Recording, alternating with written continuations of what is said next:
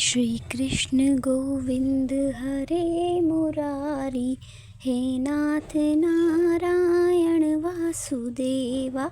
श्री कृष्ण गोविंद हरे मुरारी, हे नाथ नारायण वासुदेवा। हरे कृष्णा। आप सभी भक्तों का दिन शुभ और मंगलमय हो। भगवान का आशीर्वाद आप सभी भक्तों पर सदा सर्वदा बना रहे। हे प्रिय भक्तों, आज हम ज्येष्ठ मास महात्म्य के 5वें दिन की कथा का श्रवण करेंगे। तो आइए कथा का शुभारंभ करते हैं। जय श्री गणेश। ब्राह्मणों ने व्यास जी से पूछा कि हे प्रभु, हम यह सुनना चाहते हैं कि कौन सा ऐसा वृक्ष है जिसका पत्ता और फूल भी मोक्ष प्रदान करने वाला है। तब व्यास जी बोले कि हे ब्राह्मणों, एक समय कार्तिकेय जी ने महादेव जी से यही प्रश्न पूछा था। फिर महादेव जी ने जो कुछ बताया था उसे सुनो। महादेव जी कार्तिकेय जी से बोले कि हे पुत्र, सभी प्रकार के पत्तों और पुष्प की अपेक्षा तुलसी ही श्रेष्ठ मानी गई है। वह परम मंगलदायक, समस्त कार्य करने वाली, शुद्ध श्री विष्णु जी को अत्यंत प्रिय तथा वैष्णवी नाम धारण करने वाली है। वह संपूर्ण लोकों में श्रेष्ठ, शुभ तथा भोग और मोक्ष प्रदान करने वाली है। भगवान श्री विष्णु ने पूर्व काल में संपूर्ण लोकों का हित करने के लिए तुलसी का वृक्ष रोपा था। तुलसी के पत्ते और पुष्प सब धर्मों में प्रतिष्ठित हैं। जैसे भगवान श्री विष्णु को लक्ष्मी और मैं दोनों प्रिय हैं, उसी प्रकार यह तुलसी देवी भी परम प्रिय है। हम तीन के सिवा चौथा कोई ऐसा नहीं जान पाता जो भगवान को इतना प्रिय हो। तुलसी दल के बिना दूसरे फूलों, पत्तों तथा चंदन आदि के पौधों से भगवान श्री विष्णु को उतना संतोष नहीं होता जिसने तुलसी दल के द्वारा पूर्ण श्रद्धा के साथ प्रतिदिन भगवान श्री विष्णु का पूजन किया है। उसने दान, होम, यज्ञ और व्रत आदि सब पूर्ण कर लिए। तुलसी दल ने भगवान की पूजा कर लेने पर कांत, सुख, भोग, सामग्री, यश, लक्ष्मी, श्रेष्ठ कुल, शील पत्नी, पुत्र, कन्या, धन, राज्य, आरोग्य, ज्ञान, विज्ञान, वेद, वेदांग, शास्त्र, पुराण, तंत्र और संहिता सब कुछ में कर्त गलत समझता हूँ। उसी प्रकार यह मुक्ति प्रदान करने वाली है। उसी प्रकार यह तुलसी भी कल्याण करने वाली है। हे पुत्र, यदि मंजरी युक्त तुलसी पत्रों के द्वारा भगवान श्री विष्णु की पूजा की जाए तो उसके पुण्य फल का वर्णन करना तो असंभव है। जहाँ तुलसी का वन है वहीं भगवान श्री कृष्ण की समीपता है तथा वहीं ब्रह्मा और लक्ष्मी जी भी संपूर्ण देवताओं के साथ विराजमान हैं। इसलिए अपने निकटवर्ती स्थान में तुलसी देवी को रोपकर उनकी पूजा करनी चाहिए। तुलसी के निकट जो स्रोत, मंत्र आदि का जप किया जाता है वह सब अनंत गुना फल देने वाला होता है। प्रेत, पिशाच, कूष्मांड, ब्रह्म, राक्षस, भूत और दैत्य आदि सब तुलसी के वृक्ष से दूर भागते हैं। ब्रह्म हत्या आदि पाप तथा पाप और रोग से विचार से उत्पन्न होने वाले सभी तुलसी वृक्ष के समीप नष्ट हो जाते हैं। जिसने श्री भगवान की पूजा के लिए पृथ्वी पर तुलसी का बगीचा लगा रखा है, उसने उत्तम दक्षिणाओं से युक्त यहाँ का विधिवत अनुष्ठान पूर्ण कर लिया है। जो श्री भगवान की प्रतिमाओं तथा विशाल ग्राम शिलाओं पर चढ़े हुए तुलसी दल को प्रसाद के रूप में ग्रहण करता है, वह श्री विष्णु के सायुज्य को प्राप्त होता है। जो श्री हरि की पूजा करके उन्हें निवेदन किए हुए तुलसी दल को अपने मस्तक पर धारण करता है, वह पाप से शुद्ध होकर स्वर्गलोक को प्राप्त होता है। कलयुग में तुलसी का पूजन, कीर्तन, ध्यान, रोपण और धारण करने से वह पाप को जलाती और स्वयं को स्वर्ग और मोक्ष प्रदान करती है। तुलसी के पूजन आदि दूसरों को उपदेश देता और स्वयं भी आचरण करता है, वह भगवान श्री लक्ष्मीपति के परम धाम को प्राप्त होता है। जो वस्तु भगवान श्री विष्णु को प्रिय जान पड़ती है वह मुझे भी अत्यंत प्रिय है। श्राद्ध और यज्ञ आदि कार्यों में तुलसी का एक पत्ता भी महान पुण्य दान करने वाला है। हे पुत्र, जिसने तुलसी की सेवा की है उसने गुरु, ब्राह्मण, देवता और तीर्थ सबका भली भांति सेवन कर लिया। इसलिए हे षडानंद, तुम तुलसी का सेवन करो। जो शिख में तुलसी स्थापित करके प्राणों का परित्याग करता है वह पाप राशि से मुक्त हो जाता है। राजसूय आदि यज्ञ भली भांति के व्रत तथा संयम के द्वारा जिस पुरुष को गति प्रदान करता है वही उसे तुलसी की सेवा से मिल जाती है। तुलसी के एक पत्र से श्री हरि की पूजा करके मनुष्य वैष्णव को प्राप्त होता है। उसके लिए अन्य अन्य शास्त्रों के विस्तार की क्या आवश्यकता। जिसने तुलसी की शाखा तथा कोमल पत्तियों से भगवान श्री विष्णु की पूजा की है वह कभी माता का दूध नहीं पीता, उसका पुनर्जन्म नहीं होता। कोमल तुलसी दलों द्वारा भगवान श्री हरि की पूजा करके मनुष्य अपनी सैकड़ों और हजारों पीढ़ियों को पवित्र कर सकता है। हे तात, मैंने तुमसे तुलसी के प्रधान प्रधान गुण बतलाए। संपूर्ण गुणों का वर्णन तो बहुत अधिक समय लगाने पर भी नहीं हो सकता। यह उपाख्यान पुण्य राशि का संचय करने वाला है। जो प्रतिदिन इसका श्रवण करता है वह पूर्व जन्म के किए हुए पाप तथा जन्म मृत्यु के बंधन से मुक्त हो जाता है। हे पुत्र, इस अध्याय के पाठ करने वाले पुरुष को कभी रोग नहीं सताते, अज्ञान उसके निकट नहीं आता, उसकी सदा विजय होती है। हे प्रिय भक्तों, फिर ब्राह्मणों ने आगे कहा, हे प्रिय गुरुदेव, हमने आपके मुख से तुलसी के पत्र और पुष्प का शुभ महात्म्य सुना जो भगवान श्री विष्णु को बहुत ही प्रिय है। अब हम लोग तुलसी के पुण्यमय स्रोत का श्रवण करना चाहते हैं। फिर व्यास जी बोले, हे ब्राह्मणों, पहले स्कंद पुराण में कुछ बतलाया गया है वहीं यहाँ मैं तुमसे कहता हूँ। शतानंद मुनि के शिष्य कठोर व्रत का पालन करने वाले थे। उन सब ने एक दिन अपने गुरु को प्रणाम करके परम पुण्य और हित की बात पूछी। शिष्यों ने कहा कि हे नाथ, ब्रह्म देवताओं में श्रेष्ठ अपने पूर्व काल में ब्रह्मा जी के मुख से तुलसी जी के जिस स्रोत का श्रवण किया था उसको हम आपसे सुनना चाहते हैं। शतानंद जी बोले कि हे शिष्यगण, तुलसी का नामोच्चारण करने पर असुरों का दर्प दलन करने वाले भगवान श्री विष्णु प्रसन्न होते हैं। मनुष्यों के पाप नष्ट हो जाते हैं तथा उसे अक्षय पुण्य की प्राप्ति होती है। जिसके दर्शन मात्र से करोड़ों गौदान का फल होता है, उसी तुलसी दल का पूजन और वंदन लोग क्यों न करें। कलयुग के संसार में वे मनुष्य धन्य हैं जिनके घर मैशेरा ग्राम शिला का पूजन करने के लिए प्रतिदिन तुलसी का वृक्ष भूतल पर लहलहाता रहता है। जो कलयुग में भगवान केशव की पूजा करने के लिए पृथ्वी पर तुलसी वृक्ष लगाते हैं, उन पर यदि यमराज अपने किंकरों सहित रुष्ट हो जाएं तो वे भी क्या कर सकते हैं। हे प्रिय भक्तों, इस प्रकार तुलसी का मंत्र बोलें। तुलसी, तुम सदा ही अमृत उत्पन्न हो और केशव को सदा ही प्रिय हो। हे कल्याणी, मैं भगवान की पूजा के लिए तुम्हारे पत्तों को चुनता हूँ। तुम मेरे लिए वरदायिनी बनो। तुम्हारे श्री अंगों से उत्पन्न होने वाले पत्रों और मंजरियों द्वारा मैं सदा ही जिस प्रकार श्री हरि का पूजन कर सकूं वैसा उपाय करो। हे पवित्र गंगी, तुम तुलसी कमल का नाश करने वाली हो। हे प्रिय भक्तों, इस भाव के मंत्रों से जो तुलसी दलों को चुनकर उनसे भगवान वासुदेव का पूजन करता है उनकी करोड़ों पूजा का फल प्राप्त होता है। तुलसी स्रोत, हे देवेश्वरी, बड़े देवता भी तुम्हारे प्रभाव का गायन करते हैं। मुनि, सिद्ध, गंधर्व, पांताल निवासी, साक्षात नागराज, शेष तथा संपूर्ण देवता भी तुम्हारे प्रभाव को नहीं जानते। केवल भगवान श्री विष्णु ही तुम्हारी प्रतिमा को पूर्ण रूप से जानते हैं। जिस समय क्षीर समुद्र के मंथन का उद्योग प्रारंभ हुआ था उस समय श्री विष्णु के आनंदाश से तुम्हारा प्रादुर्भाव हुआ था। पूर्व काल में भी श्री हरि ने तुम्हें अपने मस्तक पर धारण किया था। हे देवी, उस समय श्री विष्णु के शरीर का संपर्क पाकर तुम पवित्र हो गई थी। हे तुलसी, मैं तुम्हें प्रणाम करती हूँ। तुम्हारे श्री अंग से उत्पन्न पत्रों द्वारा जिस प्रकार श्री हरि की पूजा कर सकूं ऐसी कृपा करो जिससे मैं निर्विघ्नता पूर्वक परम गति को प्राप्त हो जाऊं। साक्षात श्री कृष्ण ने तुम्हें गोमती तट पर लगाया और बढ़ाया था। वृंदावन में विचरते समय संपूर्ण जगत और गोपियों के हित के लिए तुलसी का सेवन किया था। हे जगत प्रिया तुलसी, पूर्व काल में वशिष्ठ जी के कथन अनुसार श्री रामचंद्र जी ने भी राक्षसों का वध करने के उद्देश्य से सरयू के तट में तुम्हें रुलाया था।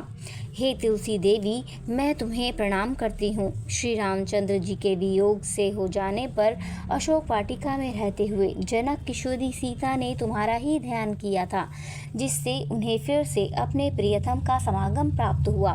पूर्व काल में हिमालय पर्वत पर भगवान शंकर की प्राप्ति के लिए पार्वती देवी ने तुम्हें लगाया और अपनी अभिष्ट सिद्धि के लिए तुम्हारा सेवन किया था। हे तुलसी देवी, मैं तुम्हें नमस्कार करती हूँ। संपूर्ण देवांगनाओं और किन्नरों ने भी दुस्वप्न का नाश करने के लिए नंदनवन में तुम्हारा सेवन किया था। हे देवी, तुम्हें मेरा नमस्कार है। धर्मारण्य गया में साक्षात पितरों ने तुलसी का सेवन किया था। दंडकारण्य में भगवान श्री रामचंद्र ने अपने हित की साधना की इच्छा से परम पवित्र तुलसी का वृक्ष लगाया और लक्ष्मण जी और सीता जी ने भी बड़ी भक्ति के साथ उसे पोसा था। जिस प्रकार शास्त्रों में गंगा जी को त्रिभुवन व्यापिनी कहा गया है, उसी प्रकार तुलसी देवी भी संपूर्ण चराचर जगत में दृष्टिगोचर होती है। तुलसी का ग्रहण करके मनुष्य पापों से मुक्त हो जाता है। और तो हे मुनीश्वरों, तुलसी के सेवन से ब्रह्म हत्या भी दूर हो जाती है। तुलसी के पत्ते से टपकता हुआ जल जो अपने सर पर धारण करता है, उसे गंगा स्नान और 10 गोदान का फल प्राप्त होता है। हे देवी, मुझ पर प्रसन्न होइए। हे देवेश्वरी, हे हरि प्रिय, मुझ पर प्रसन्न हो जाओ। क्षीर सागर के मंथन से प्रकट हुई हे तुलसी देवी, मैं तुम्हें प्रणाम करती हूँ। द्वादशी की राशि में जागरण करके जो इस तुलसी स्रोत का पाठ करता है, भगवान श्री विष्णु उसके 32 अपराध क्षमा करते हैं। बाल्य अवस्था में, बुढ़ापे में, जवानी में और कुमार अवस्था में जितने पाप किए हुए होते हैं, वे सब तुलसी स्रोत के पाठ से नष्ट हो जाते हैं। तुलसी के स्रोत से संतुष्ट होकर भगवान सुख और अभ्युदय प्रदान करते हैं। जिस घर में तुलसी का स्रोत लिखा हुआ विद्यमान रहता है, उसका कभी भी अशुभ नहीं होता, उसका सब कुछ मंगलमय होता है, किंचित भी अमंगल नहीं होता। उसके लिए सदा सुकाल रहता है, वह घर प्रचुर धन धान्य से भरा रहता है। तुलसी स्रोत का पाठ करने वाले मनुष्य के हृदय में भगवान श्री विष्णु के प्रति अविचल भक्ति होती है तथा उसका वैष्णवों से कभी वियोग नहीं होता। इतना ही नहीं, उसकी बुद्धि कभी अधर्म में प्रवृत्त नहीं होती। जो द्वादशी की रात्रि में जागरण करके तुलसी स्रोत का पाठ करता है, उसे करोड़ों तीर्थों के सेवन का फल प्राप्त होता है। जय श्री हरि।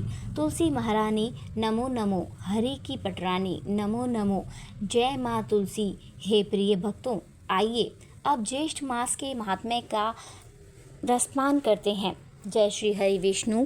सभी ऋषि मुनि स्कंद मुनि से बोले, हे मुनिवर, कलयुग में विवाहित स्त्रियों का सुहाग अखंड रहे, इसके लिए उन्हें कौन सा व्रत करना चाहिए और उस व्रत का क्या विधान और क्या विधि है? कृपया करके आप हमें विस्तार से बताइए। तब स्कंद मुनि बोले, हे ऋषि मुनियों, जैसा प्रश्न आज आपने मुझसे पूछा है, किसी समय कैलाश पर्वत पर भगवान शिव सुख से बैठे हुए थे। तब माता पार्वती जी ने हाथ जोड़कर और प्रणाम करके शिव जी से यही प्रश्न पूछा था। माता पार्वती जी महादेव जी से बोली कि हे महादेव, हे शिव शंकर, हे शंभु, हे सुखदायक, मेरे समान ऐश्वर्य, सुख, सौभाग्य कलयुग में सभी स्त्रियों को भी मिले, कृपया करके आप ऐसा कोई व्रत बताइए। हे कृपानिधि, जिस प्रकार मैं आपके साथ आनंदित होकर समस्त सुखों को भोगती हूँ, ऐसा ही सुख कलयुग में सभी स्त्रियों को भी मिलना चाहिए। इसके लिए उन्हें कौन सा व्रत करना चाहिए, कब करना चाहिए और उस व्रत का क्या नाम है? आप कोई उपाय बताइए। हे प्रभु, एक समय देवी सावित्री ने जप करके गर्वित होकर अपने स्वामी का घर त्याग दिया था। उसने समस्त लोकों को त्याग दिया था। उस समय अपने सावित्री को मना क्यों नहीं किया?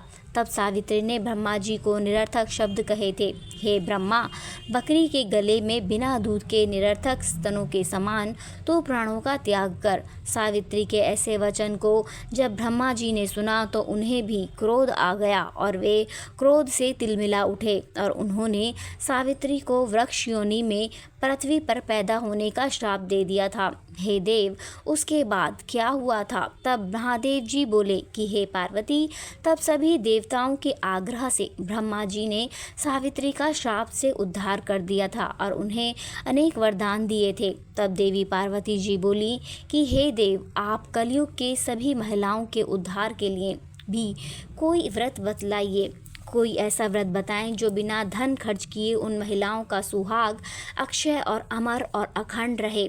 तब महादेव जी बोले, हे कल्याणी, ज्येष्ठ मास की तृतीया को सुबह जल्दी उठकर स्नान आदि से निवृत्त होकर उस दिन रंभा व्रत करना चाहिए। तब माता पार्वती जी बोली कि हे महादेव, यह रंभा व्रत क्या है और इसका नाम रंभा क्यों पड़ा? यह रंभा कौन सी देवी हैं? तब महादेव जी बोले, हे कल्याणी, जब ब्रह्मा जी ने सावित्री को वृक्ष होने का श्राप दिया था, तब वह सावित्री रंभा, केदली और कपूर नाम से जानी जाती थी और इसी नाम से वह प्रसिद्ध हो गईं। तब दुखी होकर सावित्री अपने पिता के कहने पर ज्येष्ठ मास में लगातार 5 वर्ष तक उसने ज्येष्ठ मास का स्नान किया, व्रत किया। तब ब्रह्मा जी सावित्री के इस व्रत से खुश हो गए थे और ज्येष्ठ शुक्ल तृतीया को सावित्री के सामने प्रकट होकर उसने दर्शन दिए। ब्रह्मा जी ने उस दिन सावित्री को दुर्लभ वरदान दिया। ब्रह्मा जी ने सावित्री से कहा, हे कल्याणी, तुम संसार के कल्याण के लिए रंभा यानी केले का पेड़ हो जाओ।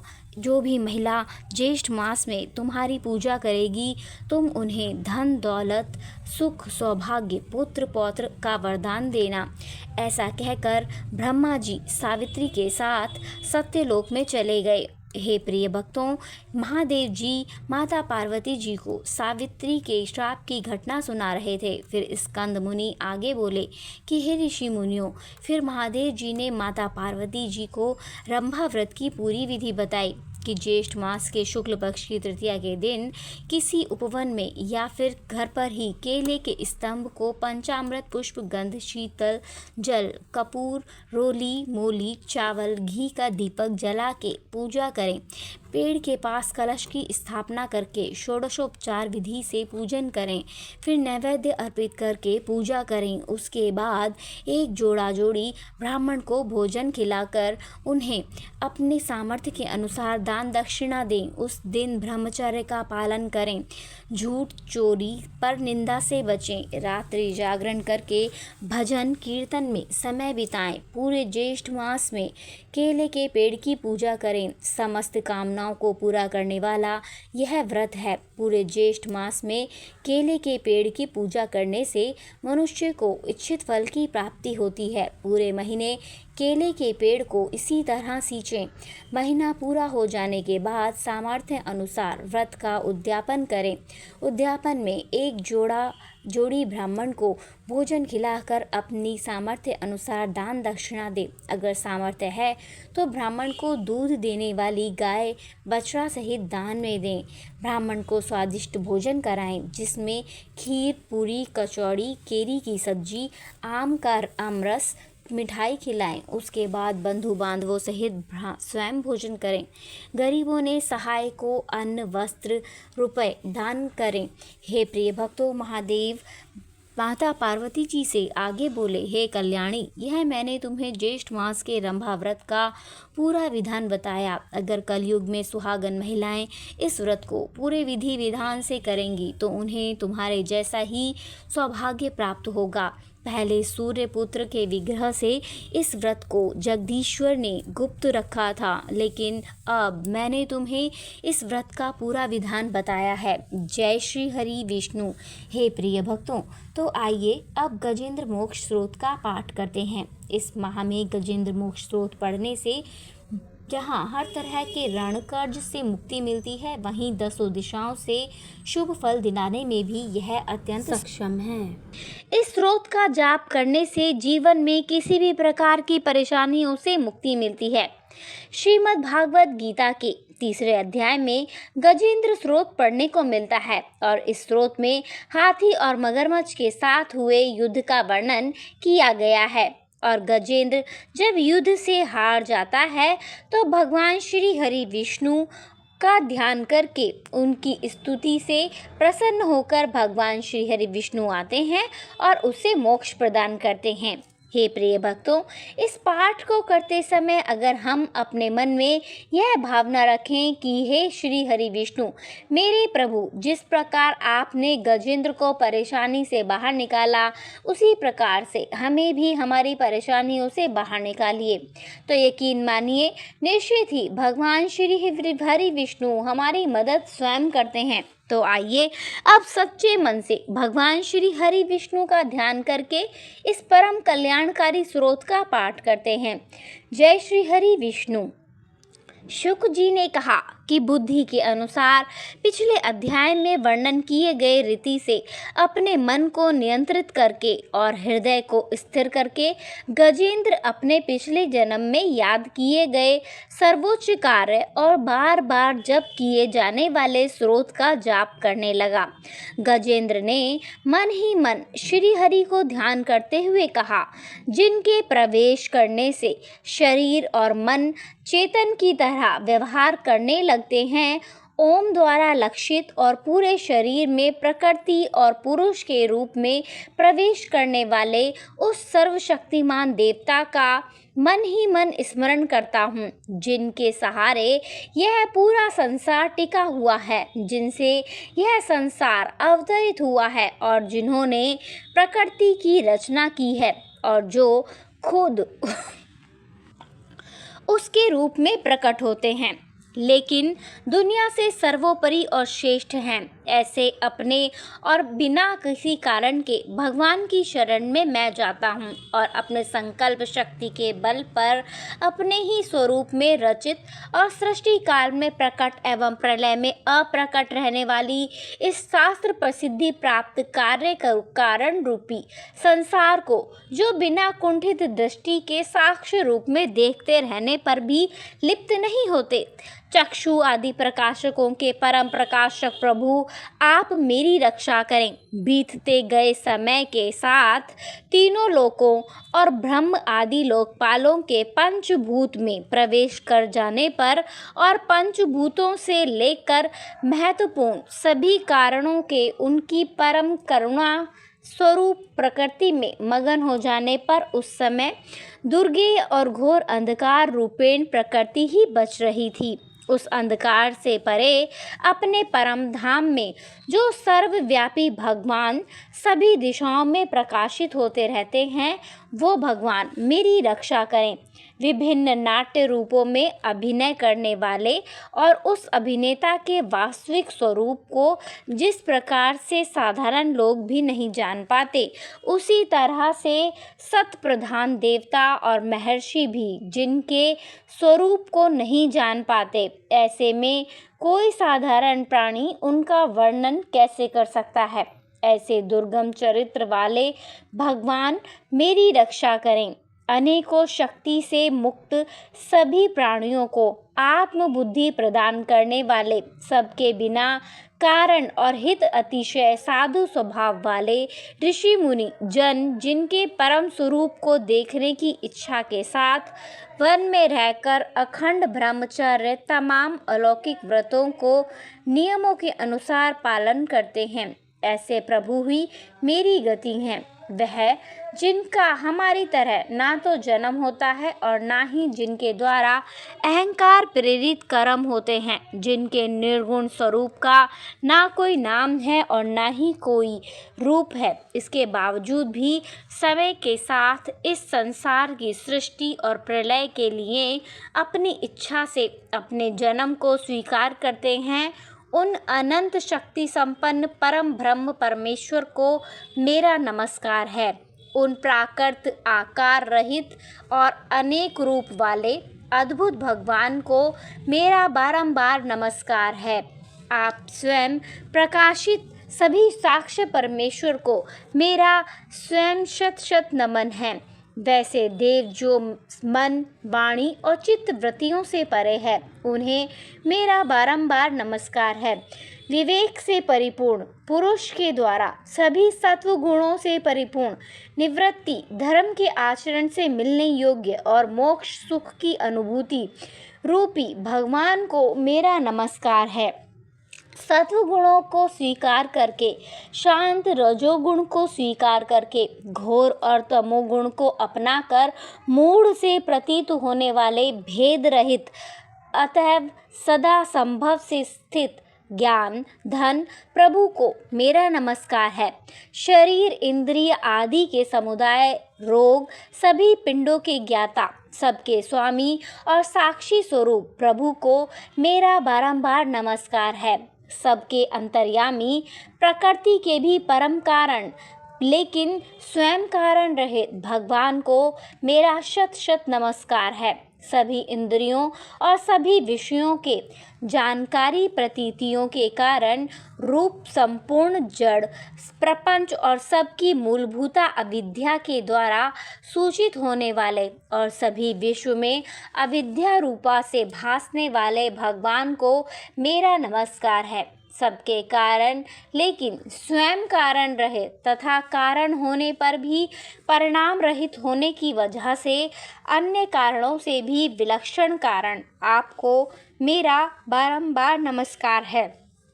सभी वेदों और शास्त्रों के परम तात्पर्य मोक्ष रूपी और श्रेष्ठ पुरुषों की परम गति देवता को मेरा नमस्कार है।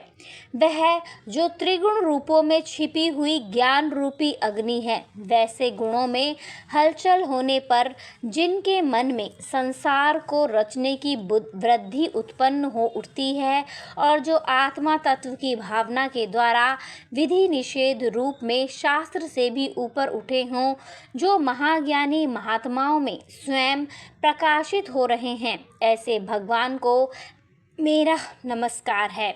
मेरे जैसे शरणागत पशु के समान जीवों की अविद्या रूप फांसी को पूर्ण रूप से काट देने वाले परम दयालु और दया करने में कभी भी आलस्य नहीं करने वाले भगवान को मेरा नमस्कार है। अपने अंश से सभी जीवों के मन में अंतर्यामी रूप से प्रकट होने वाले सर्वनियंता अनंत परमात्मा आपको मेरा नमस्कार है। जो शरीर, पुत्र, मित्र, घर और संपत्ति सहित कुटुंबियों में अशक्त लोगों के द्वारा कठिनाई से मिलते हों और मुक्त पुरुषों के द्वारा अपने हृदय में निरंतर चिंतित ज्ञान स्वरूप सर्वसमर्थ परमेश्वर को मेरा नमस्कार है। वह जिन्हें धर्म अभिलाषित भोग, धन और मोक्ष की कामना से मनन करने लोग अपनी इच्छा पूर्ण कर लेते हैं, किंतु अपितु जिन्हें विभिन्न प्रकार के अयोचित भोग और अविनाशी पार्श्व शरीर भी देते हैं, वैसे अत्यंत दयालु प्रभु मुझे इस प्रकार की विपदा से हमेशा के लिए बाहर निकालें।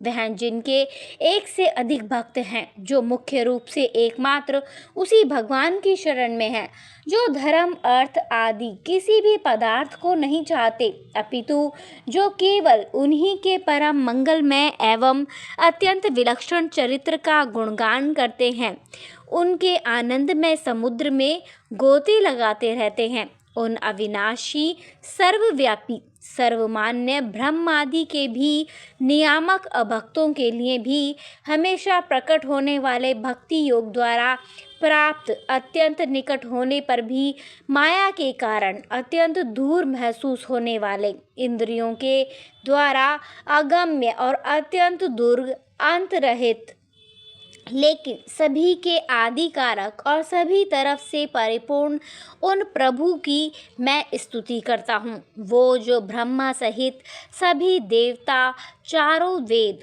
तथा समस्त चराचर जीव नाम और आकृति भेद से जिनके अत्यंत छत्रबद्ध अंशों से रचे गए हैं। जिस तरह से जलती हुई अग्नि की लपटें और सूरज की किरणें बार बार निकलती हैं और फिर से अपने कारण में ही लीन हो जाती हैं, उसी प्रकार बुद्धि, मन, इंद्रियां और नाना योनियों के शरीर, जिन सभी गुणों से प्राप्त शरीर जो स्वयं प्रकाश परमात्मा से प्रकट होता है और फिर से उन्हीं में लीन हो जाता है, वह प्रभु जो ना तो देवता है, ना असुर, ना मनुष्य है और ना ही मनुष्य से नीचे किसी अन्य योनि के प्राणी, ना ही वह स्त्री है, ना ही पुरुष, ना ही नपुंसक और ना ही वो कोई ऐसे जीव हैं जिनका इन तीनों ही क्षणों में समावेश है। वो ना तो गुण है, ना कर्म, वो ना ही कार्य है और ना ही कारण।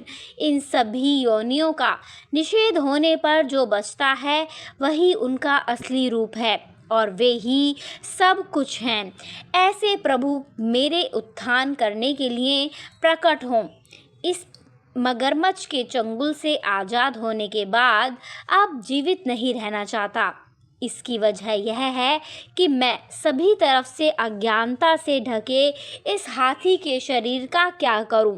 मैं आत्मा के प्रकाश से ढक देने वाले अज्ञानता से युक्त इस हाथी के शरीर से मुक्त होना चाहता हूं, जिसका काल क्रम से अपने नाश नहीं होता, बल्कि ईश्वर की दया और ज्ञान से उदय हो पाता है। इस प्रकार से मोक्ष के लिए लालायित संसार के रचयिता स्वयं संसार के रूप में प्रकट, लेकिन संसार से परे, संसार में एक खिलौने की भांति खेलने वाले, संसार में आत्म रूप से व्याप्त, अजन्म, सर्वव्यापी एवं प्रापत्य वस्तुओं में सर्वश्रेष्ठ श्री हरि का केवल स्मरण करता हूँ, उनकी शरण में जाता हूँ, जिन्होंने भगवत भक्ति रूपी योग के द्वारा कर्मों को जला डाला है, जिन्हें समस्त योगी ऋषि अपने योग के द्वारा अपने शुद्ध हृदय में प्रकट देखते हैं।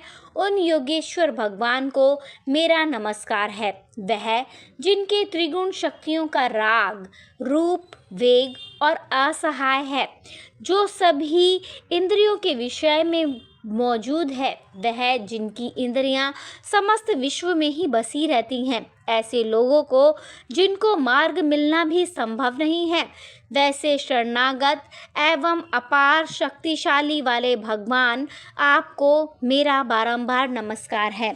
जिनकी अविद्या नाम से शक्ति के कार्य रूप अहंकार से ढके हुए हैं, वह जिनके रूप को जीव समझ नहीं पाते हैं, ऐसे अपार महिमा वाले भगवान की मैं शरण लेता हूँ।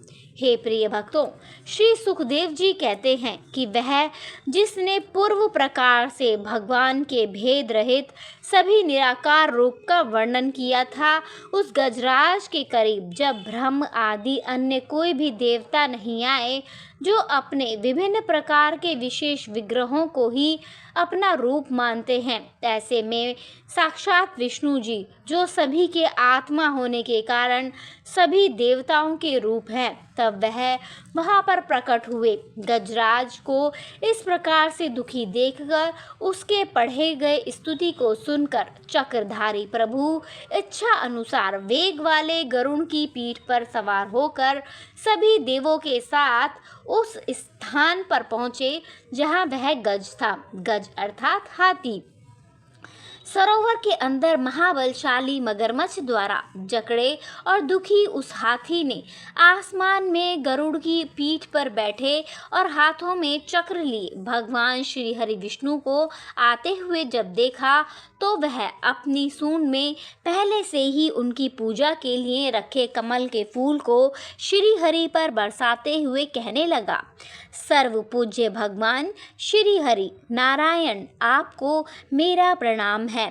सर्व पूज्य भगवान श्री हरि, आपको मेरा नमस्कार है। लाचार हाथी को पीड़ित देखकर श्री हरि विष्णु गरुड़ से नीचे उतरकर सरोवर में उतर आए और वह दया से प्रेरित होकर ग्राह सहित उस गज को तुरंत ही सरोवर से बाहर निकाल लाए और देवताओं के देखते ही देखते अपने चक्र से मगरमच्छ के गर्दन को काट दिया। और हाथी को उस पीड़ा से बाहर निकाल लिया।